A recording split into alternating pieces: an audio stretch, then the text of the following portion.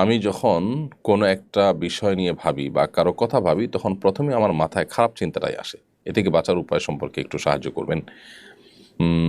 কাউকে নিয়ে নেগেটিভ চিন্তা আসা ঠিকই খারাপ জিনিস। আল্লাহ সুবহানাহু ওয়া তাআলা কোরআনে কারিমে বলেছেন, আরে ইন্না বা'দা দন্নি ইসম, নিশ্চয়ই কোনো অপরাধ, কোনো ধারণা মানুষের প্রতি, অর্থাৎ খারাপ ধারণাকে এখানে মিন করা হচ্ছে, এটা গুনাহ। এজন্য আল্লাহ সুবহানাহু ওয়া তাআলা বলেছেন, ইজতানিবু কাসীরাম মিনায-যন্ন।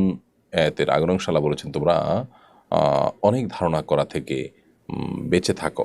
তো এই যে মন্দ ধারণা, যেটা থেকে আল্লাহ তাআলা আমাদেরকে বিরত থাকতে বলেছেন, সেটি নিজের অজান্তে কারো প্রতি যদি চলে আসে, তাহলে সেক্ষেত্রে প্রথমত কুধারণা বা মন্দ ধারণার যে অপরাধগুলো আছে সেগুলোর সাথে সাথে চিন্তা করবেন। সে আয়াত, সে হাদিসগুলো আপনি আপনার স্মৃতিপটে সবসময় যেন ভেসে ওঠে সেই ব্যবস্থা রাখবেন, বিভিন্ন জায়গায় লিখে রাখতে পারেন। তাহলে আশা করা যায় যে আপনি কারো পরে বাজে চিন্তা করছেন, সাথে সাথে আপনি যখনই আয়াত এবং হাদিসগুলোকে স্মরণ করবেন, আপনার মধ্যে কিছুটা হলেও ইনশাআল্লাহ বিইذনিল্লাহ ভিন্ন চিন্তা চলে আসবে, অর্থাৎ অপরাধ বোধ আপনার মধ্যে জাগ্রত হবে। আশা করা যায় এর মাধ্যমে আপনি আস্তে আস্তে বাজে চিন্তার যে টেন্ডেন্সি, সেখান থেকে, এই প্রবণতা থেকে আপনি বেরিয়ে আসতে পারবেন ইনশাআল্লাহু তাআলা।